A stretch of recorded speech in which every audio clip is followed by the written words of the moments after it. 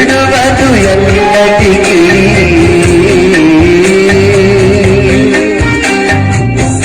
ఎడబాయని నీ కృప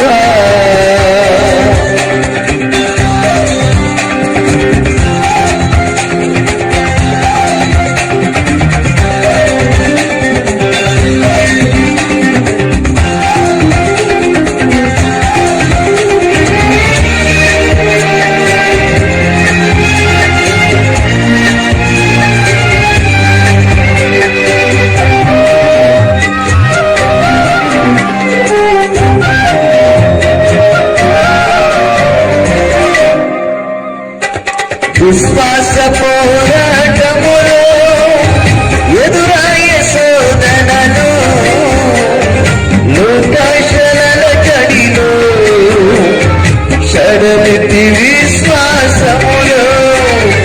విశ్వాస పోరాటములో ఎదురాయే శోధనలు, కడలేని కడలిలో నిరాశ నిస్పృహలో దుష్టుల క్షేమమునే చూచి ఇక నీతి వ్యర్థమని అనుకొనగా. దుష్టుల క్షేమమునే చూచి ఇక నీతి వ్యర్థమని అనుకొనగా. దీర్ఘ శాంతము గల దేవ నా చెయ్యి విడువక నడిపించితివి. దీర్ఘ శాంతము గల దేవ నా చెయ్యి విడువక నడిపించితివి. ఎడబాయని నీ కృప నన్ను విడువదు ఎన్నటికీ. ఎడబాయని నీ కృప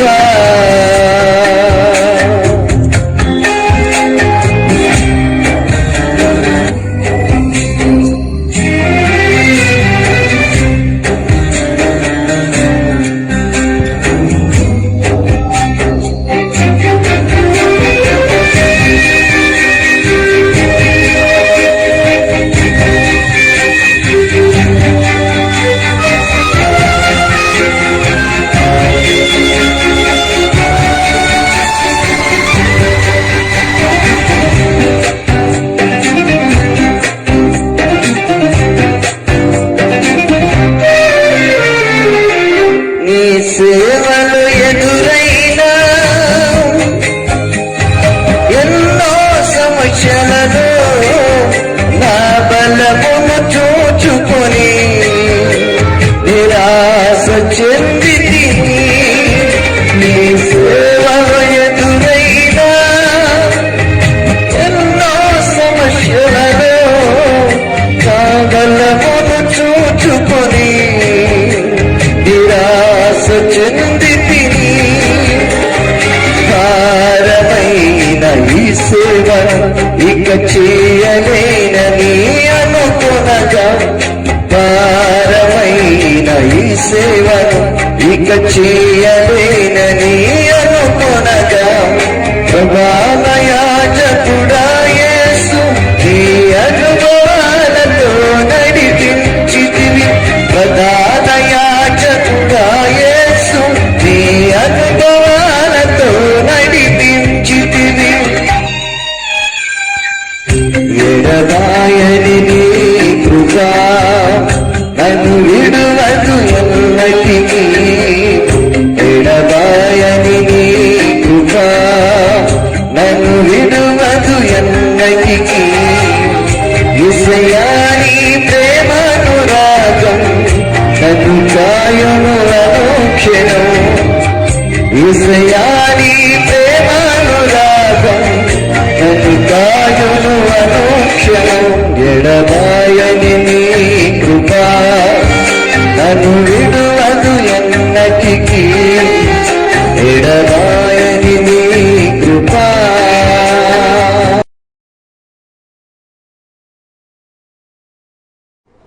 మన ప్రభువైన యేసుక్రీస్తు అద్వితీయ నామంలో హోలీ క్రైస్ట్ టీవీ ఛానల్ ద్వారా ఈ వాక్యాన్ని అందించడానికి దేవుడు నాకు ఇచ్చినటువంటి కృపను బట్టి దేవునికి మహిమ ఘనత ప్రభావములు కలుగును గాక. ప్రియ దేవుని బిడ్డలారా, ఈ దినాన్న దేవుని వాక్యములో ఉన్నటువంటి కొన్ని విషయాలు మరి బైబిల్ నందు అనేకమైనటువంటి పాఠాలు దేవుడు మన కొరకు అనేక మంది దైవజనుల ద్వారా రాయించి ఉంచారు. ప్రతి మాట ప్రతి ఒక్క జీవితాన్ని మార్చడానికి చాలా ఉపయోగపడుతుంది. మరి ఈ దినాన వాక్యంలో నుంచి కొన్ని విషయాలు మాట్లాడడానికి దేవుడు నాకు ఇచ్చినటువంటి కృపను బట్టి మరొకసారి మీ అందరికీ నా ప్రేమపూర్వక వందనాలు తెలియజేస్తున్నాను.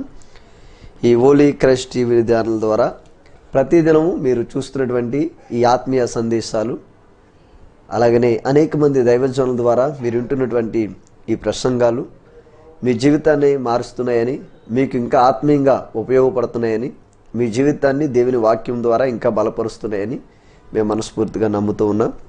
దేవుని బిడ్డలారా, దేవుని వాక్యంలోకి వెళ్ళకముందు చిన్న ప్రార్థన చేసుకొని దేవుని యొక్క వాక్యంలోకి మనం వెళ్దాం. మహోన్నతుడ, కృపగల దేవా, శాశ్వతమైన ప్రేమతో మమ్మల్ని ప్రేమిస్తున్న యేసయ్య, నీకు వందనాలు స్తోత్రములు చెల్లిస్తూ ఉన్నాం. ఈ సమయంలో ఈ యొక్క మాటలను వివరించడానికి మీరు మాకు ఇచ్చినటువంటి కృపను బట్టి నీ నామమునికే మహిమ ఘనత ప్రభావములు కలుగునుగాక అని ప్రార్థన చేస్తున్నాం.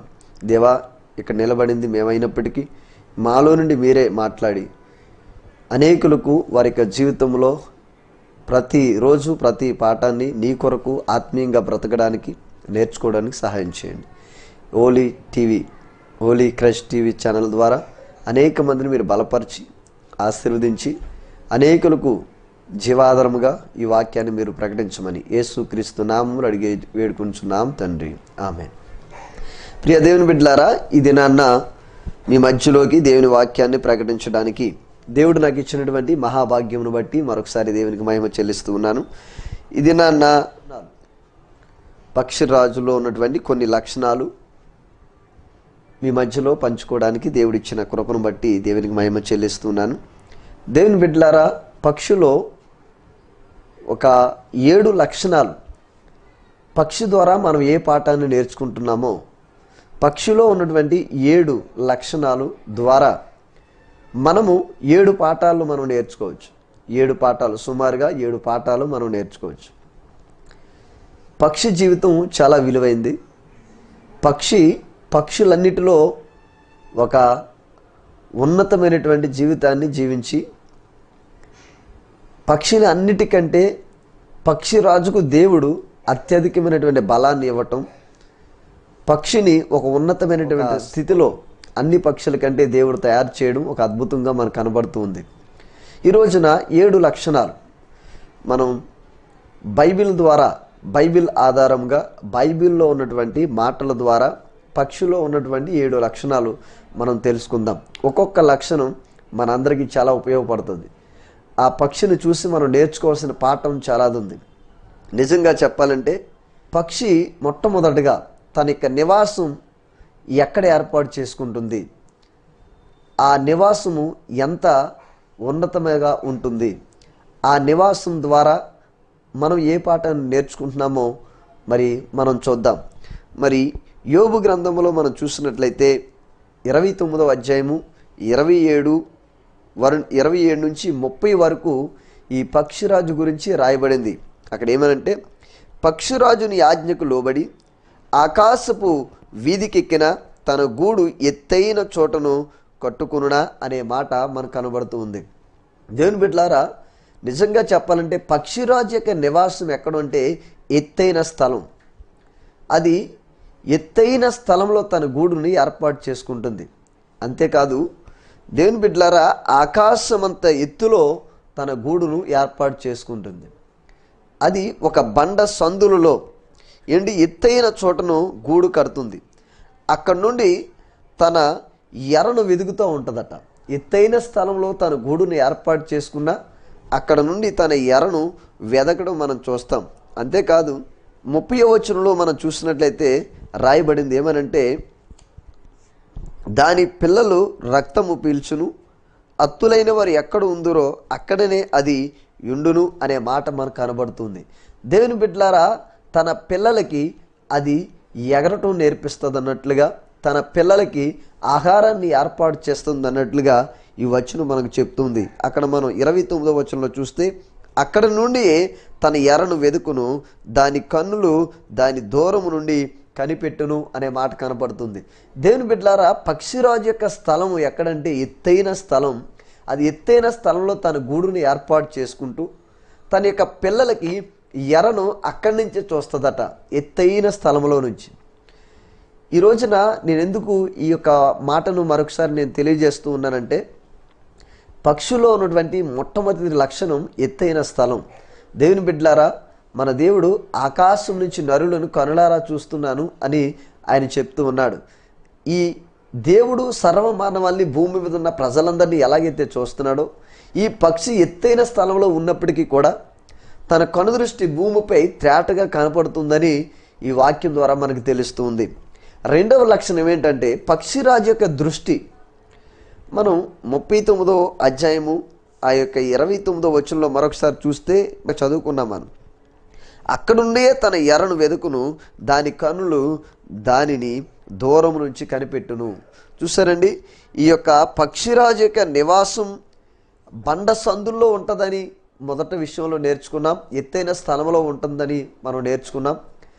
నిజంగా చెప్పాలంటే పక్షి ఆ బండ మీద, ఎత్తైన స్థలాల్లో, కొండల్లో, గుహల్లో, తన ఎత్తైనటువంటి ప్రదేశంలో, కొండల ఆ రాతి నేలల్లో ఎలాగైతే ఆ గూడుని ఏర్పాటు చేసుకుంటుందో, అలాగే క్రీస్తు అనే బండ మీద మన నివాసాన్ని మనం ఏర్పాటు చేసుకోవాలి. క్రీస్తు అనే బండ, క్రీస్తు అనగా బండ, బండే క్రీస్తు. ఎవరైతే క్రీస్తు అనే బండ మీద తన నివాసం, తన జీవితాన్ని కట్టుకుంటారో, ఆ జీవితం గట్టిగా, దృఢముగా, ఎన్ని కష్టాలు వచ్చినా, ఎన్ని వరదలు వచ్చినా అది స్టాండర్డ్గా నిలబడుతుంది. ఒకవేళ మనము మెత్తని నేల మీద మన గూడుని ఏర్పాటు చేసుకుని మన ఇల్లుని ఏర్పాటు చేసామనుకోండి, అది వెంటనే కూలిపోతుంది. ఇసుకలో కట్టినటువంటి ఇల్లు ఎలా ఉంటుందో మనకు తెలుసు, బండ మీద కట్టినటువంటి ఇల్లు ఎలా ఉంటుందో మనకు తెలుసు. ఒకటి, ఈ పక్షిరాజు ద్వారా మనం నేర్చుకోవాల్సిన పాఠం ఏంటంటే, అది బండ మీద తన ఇంటిని ఏర్పాటు చేసుకుంటుంది. అలాగే దాన్ని చూసి మనం నేర్చుకోవాల్సిన మొదటి పాఠం ఏంటంటే, క్రీస్తు అనే బండ మీద మన ఇల్లును ఏర్పాటు చేసుకోవాలి మొదటగా. రెండవదిగా ఏంటంటే, పక్షిరాజు యొక్క దృష్టి ఆ యొక్క ఎర మీద, ఆ యొక్క ఆహారం మీద ఎలాగ ఎత్తైన స్థలంలో ఉన్నప్పటికీ కూడా తన కనుదృష్టి భూమిపై ఎలాగైతే తేటగా కనబడుతుందో, మన దేవుడు మనల్ని అలా చూస్తున్నాడు కాబట్టి మన కనుదృష్టి కూడా దేవుని వైపే ఉండాలని ఈ యొక్క పక్షిరాజులో ఉన్నటువంటి రెండో లక్షణాన్ని పక్షి ద్వారా మనం నేర్చుకోవాల్సి ఉంది. దేవుని బిడ్డలారా, పక్షి ఎలాగైతే కిందకు చూసి తన ఎరను వెతుకుతుందో, మనము మన దేవుణ్ణి పైకి చూసి, పరలోకములో ఉన్న దేవుని వైపు చూసి, ఆయనతో మనం మాట్లాడుతూ, ఆయనతో జీవిస్తూ, ఆయనలా మనం బ్రతుకుతూ, ఆయన వైపు ప్రతిదీ కూడా ఆయన వైపే చూస్తూ మనం నడుచుకుంటే, దేవుడు మన యొక్క జీవితాన్ని ఒక ఉన్నతమైనటువంటి స్థితిలోకి దేవుడు మారుస్తాడు. దేవుని బిడ్డలా, ప్రతిదీ చూసి మనం ఏది పడితే అది చూసి అది నాకు కావాలి, ఇది నాకు అనుకోవడం కాదు, కానీ దేవాతి దేవుని యొక్క హృదయంలో నుండి ఆ యొక్క జీవితాన్ని మనం చూసి, ఆయన యొక్క కష్టాలు, ఆయన మన కొరకు ఎన్ని బాధలు పడ్డాడో ఆ సిలువను చూస్తూ మన అడుగులు ముందుకు వేసుకుంటూ మన యొక్క క్రైస్తవ జీవితాన్ని మనం జీవిస్తూ ఉండాలి. దేవుని బిడ్డలారా, మూడవ లక్షణం, పక్షిలో ఉన్నటువంటి మూడవ లక్షణం ఏంటంటే, పక్షిరాజు యొక్క సిద్ధపాటు. అది సిద్ధంగా ఉంటుందన్నట్లుగా మనం చూసినట్లయితే కీర్తన 23వ కీర్తనలో మనకి కనబడుతుంది. నా శత్రువుల ఎదుట నీవు నాకు భోజనము సిద్ధపరచుదువు, నూనెతో నా తల అంటి ఉన్నావు, నా గిన్నె నిండి పొర్లుచున్నది. చూసారండి, శత్రువుల ఎదుట భోజనము సిద్ధపాటు అనమాట. నిజంగా దేవుడు సిద్ధపరిచేవాడు మనల్ని.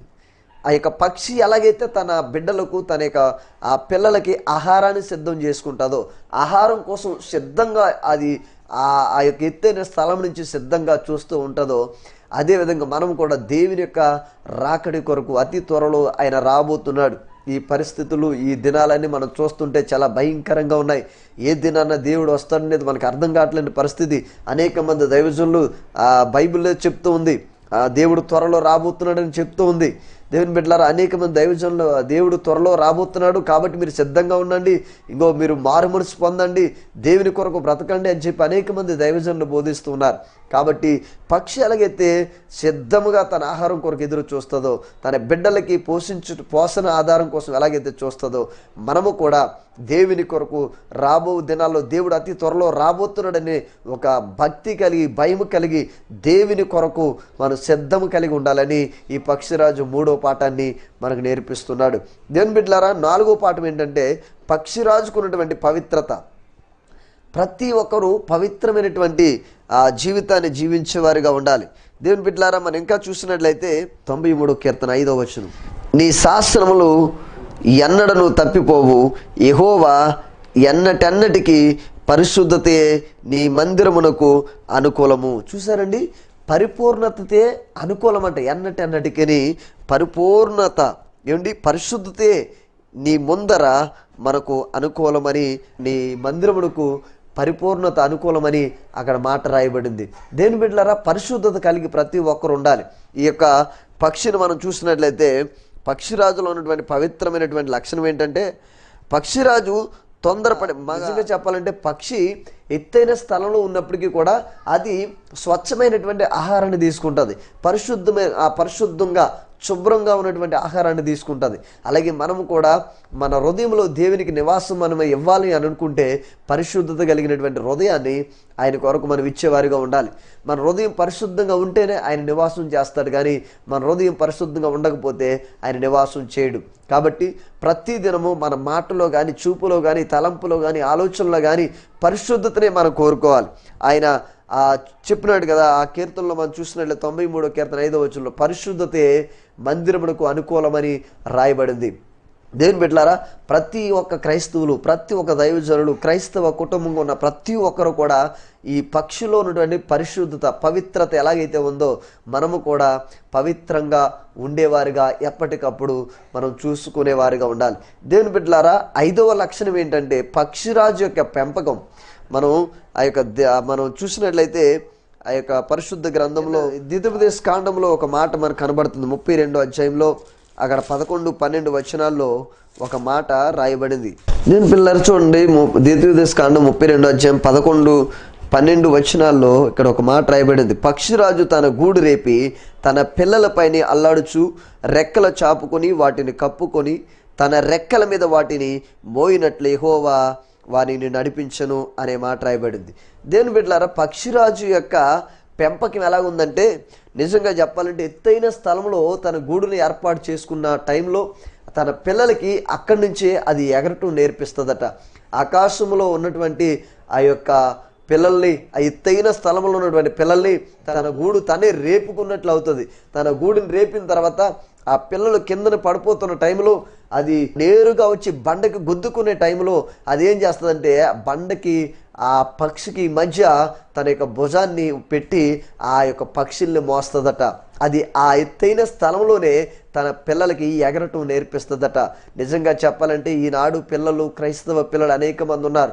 తల్లిదండ్రులు పిల్లల్ని ఎలా పెంచాలో తెలియట్లేదు.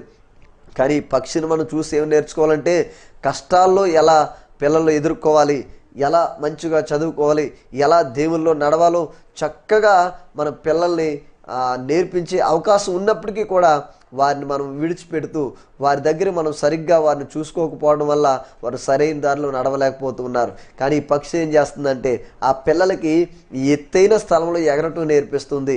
తన బిడ్డల్ని ఎలా పెంచాలో తనకి దేవుడు గొప్ప జ్ఞానాన్ని అనుగ్రహించాడు. కాబట్టి దేవుని బిడ్డలారా, ఈ దినాన్న మనం దేవుని సన్నిధిలో ఉన్నటువంటి మనం నిజంగా చెప్పాలంటే పక్షిరాజు నేర్పిస్తున్నటువంటి ఈ గుణపాఠాన్ని మనం నేర్చుకోవాలి. పక్షిరాజు తన పిల్లల పెంపకాన్ని మనం చూస్తే ఒక అద్భుతంగా మనకు కనబడుతుంది. దేవుని బిడ్డలారా, పక్షిరాజులో ఉన్నటువంటి ఆ యొక్క ధైర్యము, ఆ బలం ఏంటంటే నా బిడ్డల్ని నేను ఎగరటం నేర్పించగలననే ఒక గొప్ప దృఢమైనటువంటి నమ్మకాన్ని, విశ్వాసాన్ని దేవుడు ఆ యొక్క పక్షిరాజులో పెట్టాడు. కాబట్టి దేవుని బిడ్డలారా, పక్షిరాజును చూసి మనం ఏం నేర్చుకోవాలంటే పిల్లల్ని ఎలా పెంచాలి, ఎలా పిల్లల పట్ల శ్రద్ధ తీసుకోవాలో దాన్ని చూసి, ఆ పక్షిని చూసి మనం నేర్చుకోవచ్చు. దేవుని బిడ్డలారా, పక్షిరాజులో ఉన్నటువంటి మరొక లక్షణం ఏంటంటే పక్షిరాజు యొక్క నూతన బలం. నిజంగా చెప్పాలంటే 35 సంవత్సరాలు వచ్చేసరికి పక్షికి తన యొక్క ఎంటుకలు ఊరిపోవడం మొదలు పెడతాయి. ఆ గోర్లు, కాళ్ళకున్నటువంటి గోళ్ళు వంగిపోవడం మొదలు పెడతాయి. అంతేకాదు ముక్కు కూడా వంగిపోయేటట్లుగా అది ఉంటుంది. ఏటకి వెళ్ళలేని పరిస్థితి, ఎగరలేని పరిస్థితి, తన పిల్లలు ఎలా పెంచాలో తెలియనటువంటి పరిస్థితిలో ఈ గ్రద్ద ముందుకి ఎలా ఎగరాలో తెలియనటువంటి పరిస్థితిలో ఆ గ్రద్ద అనుకుంటుంది నేను చనిపోవాలా బ్రతకాలని ఒక నమ్మకాన్ని, ఒక దృఢమైనటువంటి నమ్మకాన్ని తీసుకొని అక్కడ ఒక బండకి తన ముక్కుని వేసి మరి బాదుకోవడం జరుగుతుంది. ఎప్పుడైతే తన ముక్కు వంగిపోయినటువంటి ముక్కుని బండగా బాదుతుందో ఆ ముక్కు ఊడిపోయి మరలా నూతనమైన ముక్కు రావడం జరుగుతుంది. మరలా కాళ్ళకున్నటువంటి గోర్లు ఆ యొక్క ఎలాగ ఉన్నటువంటి గోర్లు ఎలాగ అయిపోవటం వల్ల ఆ యొక్క గోర్ని బండకేసి గీసుకోవటం వలన అవన్నీ అరిగిపోయి ఊడిపోయి రక్తాలు వస్తున్న టైంలో మరలా అది నూతనమైనటువంటి గోర్లు రావడం జరుగుతుంది. ఇది 35వ సంవత్సరంలో. దేవుని బిడ్డలారా, ఇంకా చూసినట్లయితే ఈ పక్షికి ఉన్నటువంటి ఎంటుకలు అన్నీ ఊడిపోయిన తర్వాత మరలా నూతనమైనటువంటి ఎంటుకలు వస్తాయి. అప్పటి నుంచి మరలా ఇది సుమారుగా 40 సంవత్సరాలు బ్రతుకుతుంది అంటండి. ఒకవేళ ఆ ముక్కు బండకు బాదుకోకపోతే, ఆ కాళ్ళు ఆ యొక్క నేలకి పాముకోకపోతే, బండకు పాముకోకపోతే, ఆ యొక్క వెంట్రుకలు ఊడకపోతే, అది చనిపోతే 35వ సంవత్సరంలోనే తన జీవితం ముగించబడేది. కానీ ఈ గ్రద్ద ప్రాణాలకి తెగించి ఏం చేస్తుందంటే, ఈ పక్షిరాజు ఏం చేస్తుందంటే ఆ ముక్కుని ఆ కాళ్ళను ఆ ఎంటుకలు ఊడిపోయిన తర్వాత అంత కష్టంలో కూడా దేవుని బిడ్డలారా అలా చేయడం వల్ల అది మరలా 40 సంవత్సరాలు బ్రతికేటట్లు అవకాశం ఉంటుంది. కాబట్టి ఈ మాట నేను ఎందుకు చెప్తున్నానంటే, యెషయా గ్రంథంలో మనం చూసినట్లయితే 40వ అధ్యాయము ఈ వచనాన్ని చెప్పి నేను ముగిస్తాను. యెషయా గ్రంథంలో ఒక మాట, ఆ యొక్క 40వ అధ్యాయం 31వ వచనంలో ఒక మాట చదివి నేను క్లుప్తంగా ముగించేస్తాను. చూడండి, 41:31 40వ అధ్యాయం 31వ వచనంలో మనం చూసినట్లయితే అక్కడ రాయబడింది ఏమనంటే, యెహోవా కొరకు ఎదురు చూచువారు నూతన బలం పొందుదురు, వారు పక్షిరాజు వలె రెక్కల చాపి పైకి ఎగురుదురు, అలయక పరిగెత్తుదురు, సొమ్మసిల్లక నడిచిపోవుదురు అనే మాట అక్కడ మనకు కనబడుతుంది. దేవుని బిడ్డలారా, ఈ మాటను నేను ఎందుకు మీకు తెలియజేస్తానంటే, యెహోవా కొరకు ఎవరైతే ఎదురు చూస్తారో వారు పక్షిరాజు వలె ధైర్యంగా ఉండడానికి, వారు పక్షిరాజు వలె నూతనమైనటువంటి బలాన్ని పొందుకోవడానికి చక్కటి అవకాశాన్ని దేవుడు అనుగ్రహిస్తాడు. కాబట్టి ఒకటి, పక్షిరాజు యొక్క నివాసం ఎత్తైన స్థలము, అది బండ మీద తన యొక్క ఇంటిని ఏర్పాటు చేసుకుంటుంది. ప్రతి క్రైస్తవుడు కూడా నిజంగా క్రీస్తు అనే బండ మీద తన నివాసాన్ని ఏర్పాటు చేసుకోవాలని ఒకటో పాఠం మనం నేర్చుకోవాలి. రెండవదిగా, పక్షిరాజు యొక్క దృష్టి ఎప్పుడు కూడా దృష్టి ఎత్తైన స్థలంలో ఉన్నప్పటికీ కూడా తన కనుదృష్టి భూమిపై త్రేటగా ఎలా కనబడి తన వెర మీద, తన ఆహారం మీద ఉంటుందో మనము కూడా మన దేవుని మీద మన కనుదృష్టి ఉంచాలి. మూడవదిగా, పక్షిరాజు ఎలాగైతే సిద్ధంగా ఉంటుందో తన ఆహారం కొరకు, అలాగే మనం కూడా దేవుని కొరకు సిద్ధపడి మనం ఉండాలని మూడో పాఠంగా మనం నేర్చుకోవచ్చు. నాలుగవదిగా, పక్షిరాజులో ఉన్నటువంటి పవిత్రమైనటువంటి ఆహారం ఎలాగైతే తీసుకుంటుందో మనం కూడా దేవుని కొరకు పరిశుద్ధమైనటువంటి ఆ వాక్యాన్ని ఆస్వాదిస్తూ అనుభవిస్తూ దేవుని కొరకు పవిత్రమైన జీవితాన్ని జీవించాలి. ఐదవదిగా మనం చూసినట్లయితే, పక్షిరాజు యొక్క పెంపకం ఎంత చక్కగా అయితే ఉందో మనము మన పిల్లల్ని మంచి పెంపకంలో దేవుని కొరకు ఉపయోగపడేవారిగా, సమాజానికి ఉపయోగపడేవారిగా మనం పెంచుతూ ఉండాలి. ఆరవదిగా మనం చూస్తే, పక్షిరాజులో ఉన్నటువంటి నూతన బలం మనము కూడా కలిగి ఉండాలంటే, పక్షిరాజులో ఉన్నటువంటి లక్షణాలు మనం కలిగి ఉండాలంటే యెహోవా కొరకు ఎదురు చూసేవారిగా మనం ఉండాలి. ఏడవదిగా, ఈ పక్షిరాజు ఎలాగైతే 70 సంవత్సరాలు బ్రతుకుతుందో అలాగే మన యుగయుగాలు దేవునితో బ్రతకాలి అంటే దేవుని కొరకు నమ్మకమైనటువంటి క్రైస్తవులుగా బ్రతికితే మనము కూడా దేవుని ఇక్కడ కన్ను మూసిన పరలోకంలో యుగయుగాలు బ్రతుకుతాం. కాబట్టి ఈ మాటలు విన్నటువంటి మీరు దేవుని కొరకు నమ్మకమైనటువంటి సాక్షులుగా, నమ్మకమైనటువంటి వ్యక్తులుగా, పక్షిరాజులో ఉన్నటువంటి నూతనమైనటువంటి ఈ లక్షణాలు మనం కూడా పొందుకోవాలనుకుంటే ఈ క్షణం ఇదే అనుకూల సమయం. దేవుని కొరకు నమ్మకమైనటువంటి సాక్షులుగా బ్రతికే చక్కటి అవకాశం ఈ హోలీ క్రైస్ట్ టీవీ ఛానల్ ద్వారా ఈ ప్రాంతాల్లో కాకుండా ఈ రాష్ట్రంలోని అనేక ప్రాంతాల్లో ఈ యొక్క హోలీ క్రైస్ట్ టీవీ ద్వారా ఈ అనేకమైనటువంటి ఆత్మీయ సందేశాలు మీ కొరకు దేవుడు సిద్ధపరిచి ఉన్నాడు. కాబట్టి వినండి, చక్కటి ఆత్మీయ మేలు పొందండి. మీ విషయంలో, మీ కుటుంబంలో ఆత్మీయ మేలు ఎన్నో పొందండి. దేవుడి మాటలు దీవించునుగాక. ఆమేన్. చిన్న ప్రార్థన. మహోన్నత కృపగల దేవా, శాశ్వతమైన ప్రేమతో మమ్మల్ని ప్రేమిస్తున్న యేసయ్య నీకే వందనాలు. పక్షిరాజులో ఉన్నటువంటి సుమారుగా 7 లక్షణాలు మేము తెలుసుకోవడానికి, మేము ఆ అన్నిట్లో ఉన్నటువంటి లక్షణం ద్వారా ఏ పాఠాన్ని అయితే మేము నేర్చుకోవాలో మీరు మాకు తెలియజేస్తున్నందుకు మీకే కృప, మీకే మంచి ఆయా మాపై మీ ఆశీర్వాదం, మీ దీవెన, మీ నమ్మకమైనటువంటి విశ్వాసం, మీ నమ్మకమైనటువంటి శక్తిని మాపై ఉంచి నడిపించమని, దీవించి ఆశీర్వదించమని యేసుక్రీస్తు నామములో అడిగి వేడుకొనుచున్నాం తండ్రి. ఆమేన్. ప్రభునందు ప్రియమైన కల్వరి స్వస్థత సమృద్ధి టీవీ కార్యక్రమానికి మరొకసారి మిమ్మల్ని అందరినీ ప్రేమతో ఆహ్వానం తెలియజేస్తున్నాం. ప్రియులారా, బాగున్నారా? మీరు, మీ కుటుంబం, మీ సంఘాలు, మీ గ్రామాలు బాగున్నాయని నేను ఆశిస్తూ ఉన్నాను. ఈరోజు మరొక ప్రత్యేకమైన అంశం ద్వారా మరి దేవుని యొక్క వాక్యాన్ని విందాం. ఈరోజు మనం చెప్పుకోబోయే అంశం ఏంటంటే, యోహాను సువార్త 9వ అధ్యాయం 24వ వచనం మనం చదివినట్లయితే అక్కడ యేసు ప్రభువారి మీద ఎలాంటి నిందలు పడుతున్నాయో చూద్దాం. యోహాను సువార్త 9వ అధ్యాయం 24వ వచనం. ప్రియులారా, బైబిల్ ఉన్నవారు అందరూ కూడా బైబిల్ తెరిచి వాక్యాన్ని చూడవలసిందిగా ప్రభు పేరట నేను తెలియజేస్తా ఉన్నాను. 24వ వచనం, 9వ అధ్యాయము 24వ వచనంలో, కాబట్టి వారు గుడ్డివాడై ఉండిన మనుషుని రెండవ మారు పిలిచి, దేవుని మహిమపరచుము, ఈ మనుషుడు పాపి అని మేమెరుగుదామని వానితో చెప్పగా. దేవునికి స్తోత్ర. హల్లెలూయా. ప్రియమైన వారులారా, ఈరోజు నేను చెప్పబోయే అంశం ఏంటంటే, భూలోకంలో యేసయ్య మీద పడినటువంటి నిందలు. 3.5 సంవత్సరాలు ఈ లోకంలో, ఈ యొక్క ప్రపంచంలో, లేకపోతే ఈ భూమి మీద ఆయన సేవ చేసినప్పుడు ఆయన పడినటువంటి నిందలు. ఆ నిందలలో మొదటి నింద ఏంటంటే, ఒకటి, ఆయనను పాపి అని అంటున్నారు ప్రజలు. దేవునికి స్తోత్రం. మనకు సందర్భం తెలుసు. అక్కడ ఉన్నటువంటి గుడ్డివాడిని బాగు చేసినప్పుడు యేసుప్రభు వారు, నిన్ను ఎవరు బాగు చేశారు అని అంటే, నన్ను పలానా వ్యక్తి బాగు చేశాడు, లేకపోతే పలానా దైవజనుడు లేకపోతే ప్రవక్తను బాగు చేశాడని చెప్తే, వాడు పాపి అని చెప్తా ఉన్నారు. నిజమేనండి ప్రియులారా, ఈ లోకంలో మనుషుల మీద, నీతిమంతుల మీద, విశ్వాసుల మీద, సేవకుల మీద పడుతున్న నిందలేటో తెలుసా?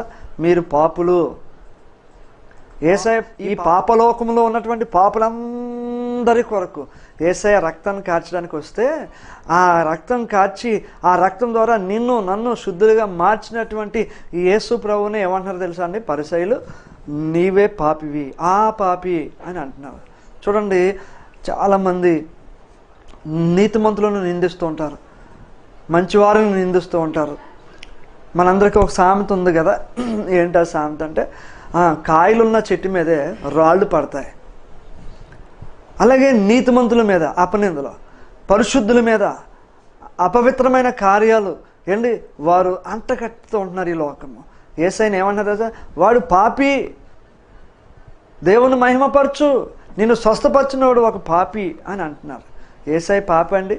పాపుల కోసం వచ్చాడు ఆయన. పాపుల కోసం తన రక్తాన్ని, తన శరీరాన్ని బలియాగం చేశాడు ఆయన. బలియాగం చేసిన దేవుడు. కానీ అలాంటి పాపి, అలాంటి పరిశుద్ధుడైన దేవుణ్ణి వీరేమంటున్నారంటే, యేసయ్యను పాపి అని అంటున్నారు. ఈరోజు చాలామంది సేవకులను కూడా నమ్మకంగా సేవ చేస్తున్న నాయకులను, సేవకులను, మరి పెద్ద పెద్ద ఉన్నతమైన హోదాలో ఉన్నటువంటి సేవకులను, పరిశుద్ధులను చాలామంది ఏం చేస్తారు? రకరకాల అవమానాలకు గురి చేస్తున్నారు. వారెంతో నీతిగా సేవ చేస్తుంటే, వారెంతో పరిశుద్ధంగా సేవ చేస్తుంటే అలనాడు యేసయ్యనే నిందలు మోపారు. మరి మనం ఎంత? కాబట్టి ప్రతి సేవకుడు, ప్రతి విశ్వాసి గుర్తించవలసింది ఏంటంటే, ఈ భూలోకంలో యేసయ్య సుఖాన్ని అనుభవించడానికి రాలేదండి, శ్రమలు అనుభవించడానికి వచ్చాడు ఆయన. అందుకనే వారు అంటున్నారు, ఆయన పాపి అని అంటున్నారు. అలాంటి నింద వేశారు. ఆయన పాపాత్ముడు అండి, పరిశుద్ధుడైన దేవుడు, నిష్కలంకమైన దేవుడు. ఆయనలో ఏ లోపము లేదు. ఒకవేళ నాలో లోపం ఉందని ఎవరైనా నిరూపిస్తారని అన్న సవాలు చేసినటువంటి మహాపరిశుద్ధుడైన దేవుడు ఆయన. దేవునికి స్తోత్రం. ప్రియులారా, రెండవదిగా ఆయనను భూలోకం మీద ఎంత హింసించారో చూద్దాం.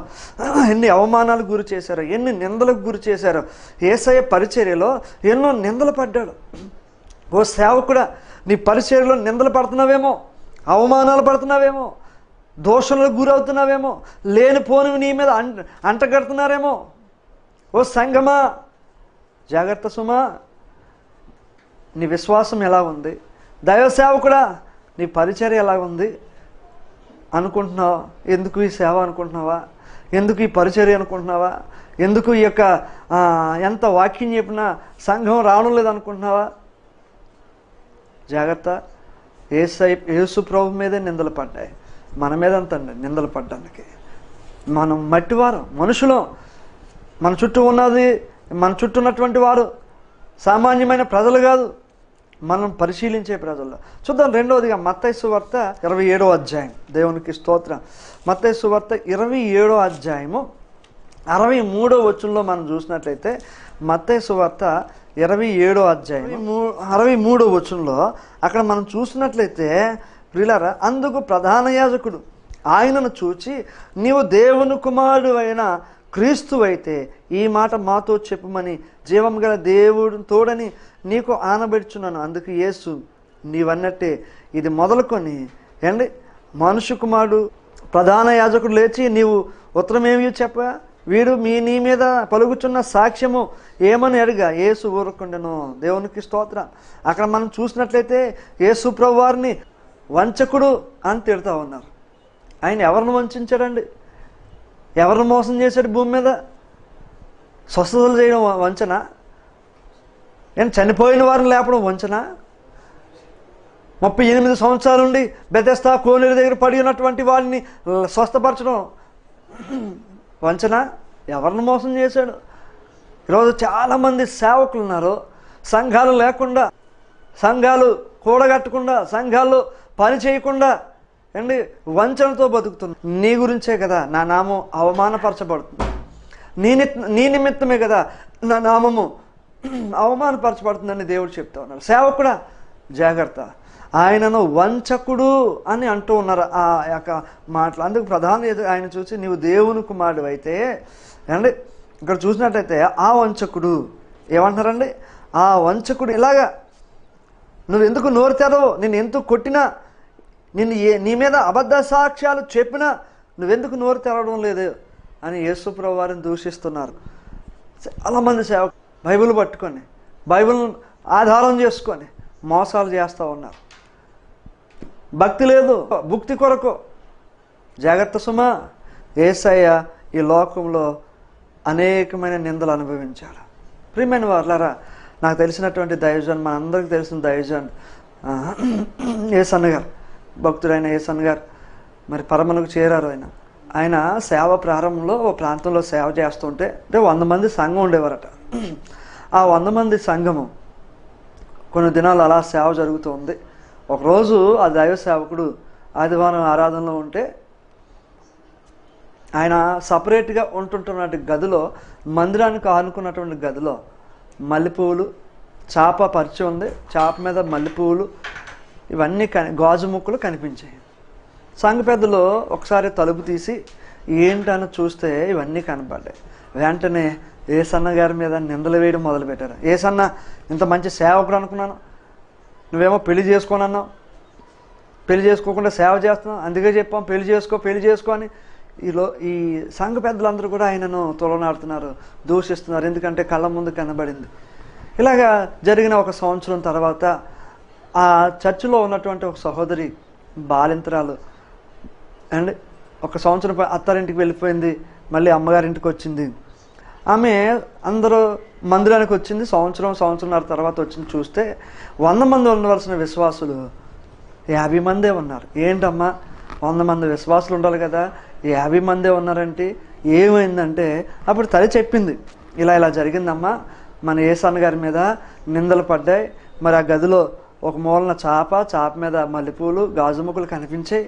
కాబట్టి ఆయన మీద మరి సంఘ పెద్దలు, సంఘస్థులు అందరూ మరి ఆయన అవమానించి వెళ్ళిపోయారు. కొంతమంది నమ్మకస్తులు మాత్రం మన 50 మంది విశ్వాసులు ఉండిపోయారు. అంటే ఆ రోజు ఆమె మందిరంలో లేచి నిలబడి బిగ్గరగా ఏడుస్తూ సాక్ష్యం చెప్పిందంట, అయ్యా యేసన్న గారి పరిశుద్ధుడు, యేసన్న గారి నీతిమంతుడు. ఆ రోజు జరిగిన విషయం ఏంటో తెలుసా, నా బిడ్డ దేవుని వాక్యం వినకుండా ఆ చంటి బిడ్డ ఏడుస్తూ ఉంటే పాలు ఇవ్వడానికి స్థలం లేక బయట అందరు పురుషులు ఉన్నారని సిగ్గుతో యేసన్న గారి గదిలోకి వెళ్ళి అక్కడ చాప వేసుకొని మరి బిడ్డకు పాలిస్తూ పడుకుండిపోయినాయా. ఈ లోపల ఈ తలలో పెట్టుకున్న మల్లెపూలు, ఈ అటు ఇటు తిరగడంలో గాజు ముక్కలు పగిలిపోయాయి. ఈ లోపల ప్రార్థన ఆశీర్వాదం ప్రార్థన అయిపోతుందని బిడ్డను తీసుకుని గబగబగా వచ్చేసానయ్యా, ఆయన తప్పేం లేదయ్యా, దయచేసి నన్ను క్షమించండి అని సంఘంలో మోకరించి కన్నీరు గార్చి సాక్ష్యం చెప్పిందంట. అప్పుడు వారందరూ బాధపడ్డారు. అయ్యో, దేవుని సేవకుడి మీద నిందలేసామే, ఆయన మోసగాడు అనుకున్నామే అని వారందరూ కన్నీరు గార్చి యేసన్న గారిని సేవ వదిలేసి వెళ్ళిపోమన్నటువంటి ఆయన్ని వారెంతో బలపరిచారట. ఎంతో ఎంతో ఎంతో అది క్రమంగా వేల సంఖ్య ప్రపంచవ్యాప్తంగా ఆ పరిచర్య వ్యాప్తి చెందింది. దేవునికి స్తోత్రం. దేవుని సేవకుడా, ఈ వాక్యాన్ని వింటున్న దేవుని సేవకుడా, ఒకవేళ నీ మీదకి నిందలు వచ్చాయేమో, నువ్వు చేయని నేరం నీ మీదకి వచ్చిందేమో, అయినా సరే దిగులు పడక.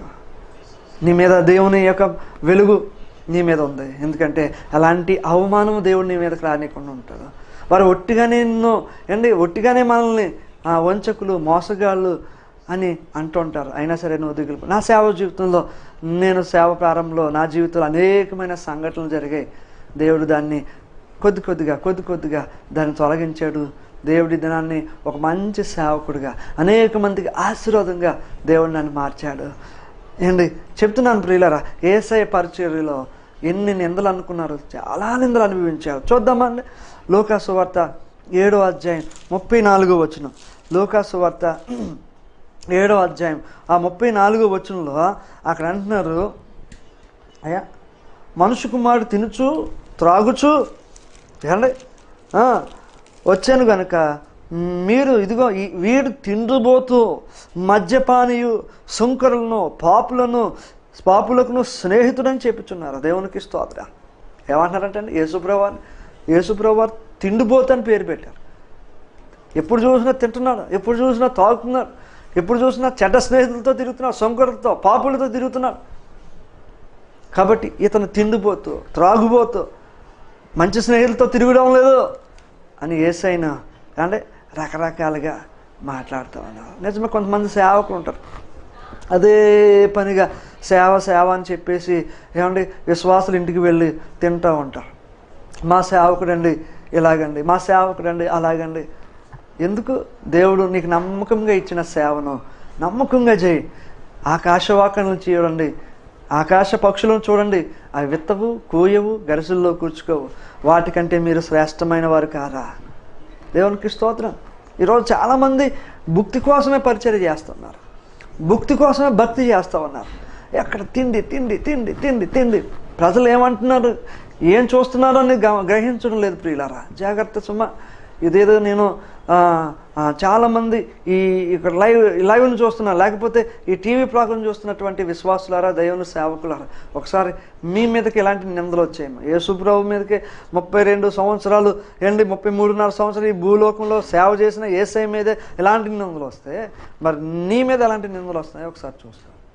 కాబట్టి నువ్వు తిండిపోతు అయిన వాళ్ళ నీ గొంతుకు కత్తి పెట్టుకో.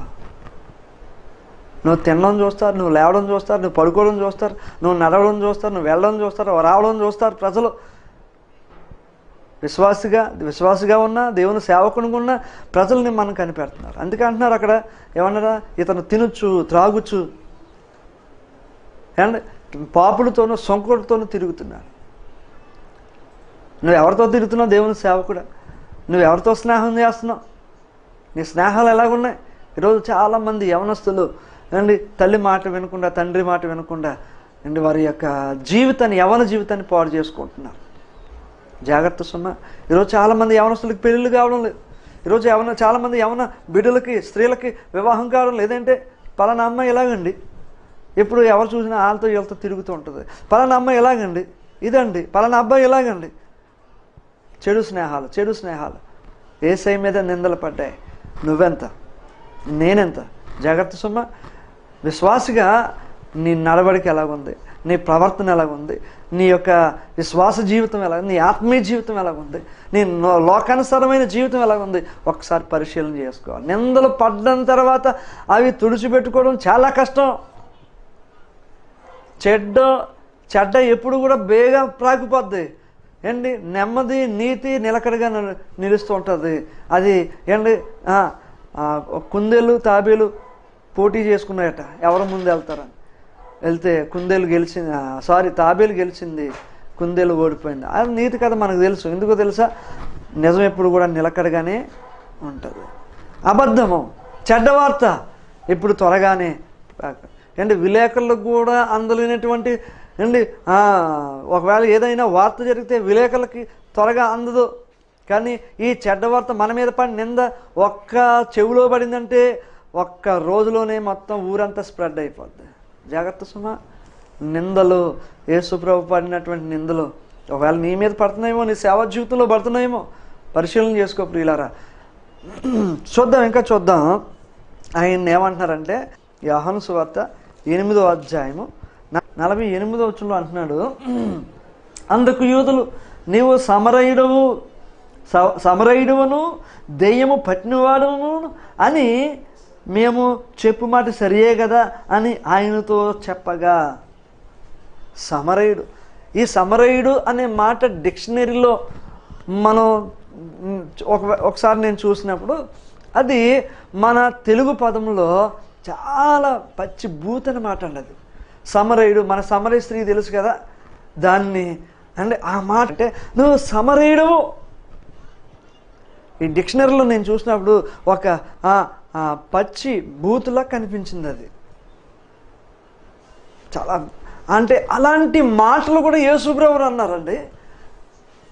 నువ్వు సమరయుడవు, ఎవరితో స్నేహం చేస్తావు నువ్వు? చూడండి, ఎవరితో స్నేహం చేస్తాడట? 48వ వచనం, దెయ్యము పట్టినవాడు. ఏమంటున్నారండి? దెయ్యము పట్టినవాడు. ఆయన దెయ్యాలు విడిపించాడు, అనేక మంది దెయ్యాలు. సేన అనే దెయ్యాన్ని రమారమ్మి 2000 దెయ్యాన్ని ఒక వ్యక్తిని పట్టుకొని పీడిస్తూ ఉంటే అలాంటి వ్యక్తిని అలాంటి దెయ్యాల నుండి విడిపించిన వ్యక్తిని యేసుప్రభు అంటున్నారు. అండి ఆ వ్యక్తికి స్వాతంత్రం వచ్చింది, స్వస్థత వచ్చింది, తన బిడ్డలతో తన ఇంటి వారితో సుఖంగా ఉండడానికి వెళ్ళి పంపించిన వ్యక్తి. అలాంటి వ్యక్తిని స్వస్థపరిచినటువంటి యేసుప్రభు, నువ్వు దెయ్యము పట్టినవాడు. యేసుప్రభు వారు ఒకసారి గద్దిస్తే 2000 దెయ్యాలు పారిపోలేదండి. ఎన్నో దెయ్యాలను ఆయన వెళ్ళగొట్టలేదండి. పక్షవాతంతో పడినటువంటి ఒక యవనస్తుడు ఉన్నప్పుడు ఆ దెయ్యాన్ని, ఆ పక్షవాత రోగాన్ని గద్దించితే పారిపోలేదండి. మరి ఈయన దెయ్యం పట్టినవాడేంటి? అర్థమవుతుందా మీకు? ఈరోజు చాలామంది మనం చూస్తూ ఉన్నాం, రకరకాల టీవీ ఛానల్లో లేకపోతే రకరకాల యూట్యూబ్ కార్యక్రమాల్లో మనం చూస్తున్నాం. అంటే ఒకడు అంటాడు, పాస్టర్లే దెయ్యాలు విడుదల చేస్తున్నారు, మళ్ళీ వారే బంధిస్తున్నారని ఒకడు ఏంటి దేవుని యొక్క సత్యాన్ని తెలుసుకోకుండా రకరకాలుగా మాట్లాడుతున్నారు. ఈరోజు ప్రియులారా, ఒకవేళ నిన్ను రకరకాలుగా మాట్లాడుతున్నారేమో, నిన్ను బూతులు తిడుతున్నారేమో. యేసుప్రభుని తిట్టారండి. సేవకులారా వినండి, విశ్వాసులారా వినండి, దేవుని జనాంగమా వినండి, యేసుప్రభును కూడా పచ్చి బూతులు తిట్టారు. బైబిల్ గ్రంథంలో చెప్తూ ఉంది. అలాంటి బూతులు నువ్వు వింటున్నావేమో, నీ మీద పడుతున్నాయేమో, నిన్ను దయ్యం పట్టినవాడు అంటున్నారేమో. జాగ్రత్త సుమా. కాబట్టి నీ విశ్వాస జీవితం ఎలా ఉంది సరి చేసుకో ఒకసారి. యేసుప్రభు మీద అనేక మంది నిందలు పడ్డాయండి. యేసుప్రభు మీద ఈ భూలోకంలో అనేక మందిలో పడ్డాయి. ఆయన మీద పడిన నిందలన్నీ చెప్పుకుంటూ పోతే చాలా ఉన్నాయి. నేను ఒక 4-3 అంశాలు చెప్తాను తప్ప చాలా ఉన్నాయి. చాలా మాటలు ఆయన్ని అన్నారు. సేవ అనగా నిందలు, సేవ అనగా పరిచర్యనగా అవమానాలు ఇవన్నీ ఎదురవుతుంటాయి. మొదట్లో చెప్పాను కదా, కాయలున్న చెట్టుకే ఏం కలుగుతుంటాయి? రాళ్ల దెబ్బలు కలుగుతుంటాయి. ఏ సేవకుడైతే ఆత్మీయంగా ఉంటాడో, ఏ సేవకుడైతే ఆత్మీయంగా ఎదుగుతాడో, ఏ సేవకుడైతే తన సంఘాన్ని ఆత్మీయంగా ఎదుగుదల చేయాలనుకుంటాడో ఆ సేవకుడి మీద నిందలు పడతాయి. ఏ విశ్వాస అయితే బలంగా ఉండాలి, ప్రార్థన చేయాలి, నా ఇల్లు నా విశ్వాసము పునాదిలో బండ మీద కట్టవలసిన ఇల్లులా ఉందని అనుకుంటుందో అలాంటి విశ్వాసకి నిందలు వస్తాయి, శ్రమలు వస్తాయి, శోధనలు వస్తాయి. కాబట్టి నువ్వు నిలబడి ఉండాలి. బండ మీద పునాది వేసి కట్టబడిన ఇల్లు వలె ఉండాలి. అంతేగాని వరదలు వచ్చినప్పుడు, వానలు వచ్చినప్పుడు, శ్రమలు వచ్చినప్పుడు, శోధనలు వచ్చినప్పుడు, ఇరుకు వచ్చినప్పుడు, ఇబ్బందులు వచ్చినప్పుడు పడిపోయే మట్టి ఇల్లులాగా నువ్వు ఉండకూడదు. అది మట్టిలో కట్టబడింది. బండ మీద కట్టబడితే దిట్టంగా ఉంటుంది, మట్టిలో కట్టబడిన ఇల్లు కాబట్టి పడిపోయింది, కొలప్స్ అయిపోయింది. అలాగే నీ జీవితం, నీ విశ్వాసం, నీ భక్తి, ఓ సేవకుడా నీ సంఘం కొలప్స్ అయిపోతుందేమో. జాగ్రత్త సుమ. అందుకని యేసు ప్రభువు వారు ఆయన సేవ ప్రారంభంలోనే 40 దినాలు ఉపవాసం ఉన్నాడు. నా సేవ ఎలా చేయాలి, నా పరిచర్య ఎలా చేయాలి. ఈరోజు ఉపవాసం ఉండి సేవ చేస్తున్న సేవకులు ఎంతమంది ఉన్నారు? ఉపవాసం ఉండి కన్నీరు గార్చి సంఘం కొరకు, ఏంటి రాష్ట్రం కొరకు, నీ గ్రామం కొరకు కన్నీరు గార్చే సేవకులు ఎంతమంది ఉన్నారు? ఈరోజు కరువైపోయారు. ఉపవాసం ఉండి ప్రార్థన చేయి, నీ నిందలు పోతాయి, నీ మీద ఉన్న అవమానాలు పోతాయి. నువ్వు విశ్వాసమైనా సేవకుడివైనా నువ్వెవరి మీద, యేసయ్య మీద నిందలు పడ్డాయి, నీ మీద నా మీద పడ్డానికి ఎంత అండి? జాగ్రత్త. అలాంటి నిందలు మన మీద పడకుండా మన ప్రార్థనాపూర్వకంగా ఉండాలి. ఏమన్నారో చూద్దాం. అంటే మార్కు సువార్త 2వ అధ్యాయము 7వ వచనంలో మనం చూసినట్లయితే ప్రియులారా, 2వ అధ్యాయము 7వ వచనంలో, 2వ అధ్యాయం 7వ వచనంలో మనం చూసినట్లయితే వారు ఇతడు ఇట్లా ఎందుకు చెప్పుచున్నాడు, దేవదోషణ చేయుచున్నాడు కదా, దేవుడు ఒక్కడే తప్ప పాపమును క్షమించగలవాడేవాడని తమ హృదయములలో ఆలోచించుకుని. దేవునికి స్తోత్రం. ఈయన పరిశుద్ధుడైన దేవుడు, ఆయన సర్వసృష్టిని సృష్టించినటువంటి సృష్టికర్త. ఆయన ఏం చేస్తున్నాడంట? దేవదోషణ చేస్తున్నాడు. దేవుడు ఒక్కడే కదా. అవునండి, ప్రపంచంలో మన ఈ సర్వ సృష్టికి దేవుడు ఒక్కడే. ఆయనే పరిశుద్ధుడు, ఆయనే సర్వసృష్టికర్త, ఆయనే సర్వాంతర్యామి, ఆయనే సర్వము వ్యాపించి ఉన్న దేవుడు. మరి ఇతనేంటి నీ పాపాలు పోతాయి అని అంటున్నాడు, ఎంత సింపుల్గా అంటున్నాడు అని వారు అనుకుంటున్నాడు. ఏమంటున్నారట? దేవదోషం చేయాలి, దేవుని దూషిస్తున్నాడు, ఇతనినే దేవునిగా అనుకుంటున్నాడు అని చాలామంది సేవకులు ఈరోజు ఎలా నేనే యేసు ప్రభునండి. ఈరోజు అలాంటి అబద్ధ బోధకులు వచ్చేసారు. ఈరోజు అలాంటి అబద్ధ బోధకులు వచ్చారు ప్రియులారా. నేనే యేసు ప్రభులో మహత్కార్యాలు చేసి, యేసు ప్రభులాగా యేసు ప్రభు చేసినటువంటి అద్భుతమైన కార్యాలు చేసి ఈరోజు ఏమంటారంటే నేను యేసు ప్రభు మనుష్య కుమారుని నేను అని అబద్ధ బోధలు చెప్పేవాళ్ళు ఎంతోమంది ఉన్నారు. అబద్ధ బోధకులు. జాగ్రత్త సుమ. అబద్ధ బోధకుల పట్ల చాలా జాగ్రత్తగా ఉండాలి. కాబట్టి ఇక్కడ ఏమంటారంటే దేవదోషం చేస్తున్నాడు, దేవుని దూషిస్తున్నాడు. ఇతను చెప్తే పాపాలు పోవడం ఏంటి, ఇతను ముడితే స్వస్థత రావడం ఏంటి, ఇతను గద్దిస్తే దెయ్యాలు పారిపోవడం ఏంటి, ఈయన ఏమన్నా దేవుడా అని వారు అనుకుంటూ ఉన్నారు ప్రియులారా. అవునండి, వారికి తెలియని విషయం ఏంటంటే ఆదియు అంతము ఆయనే, మొదటి వాడును కడపటి వాడును ఆయనే. వారికి తెలియని విషయం. జాగ్రత్త సుమ. అనాది ఆదామును సృష్టించినప్పుడు ఉన్నాడు ఆయన. ఇదిగో ప్రళయం రాబోతుంది, 2వ రాకడ రాబోతుంది, ఆ రాకడలో వచ్చేది కూడా ఆయనే. దేవునికి స్తోత్ర. ఈరోజు దేవుణ్ణి సరిగ్గా తెలుసుకోక, దేవుణ్ణి సరిగ్గా ఎరుగక, ఎన్నో అవమానాలతో, నిందలతో, లేకపోతే అనుమానాలతో, ప్రశ్నలతో జీవిస్తున్నావేమో. ఈరోజు చాలామంది మాజీ క్రిస్టియన్స్ అని పెట్టుకొని రకరకాలుగా వారు వెనక్కి వెళ్ళిపోతూ ఉన్నారు.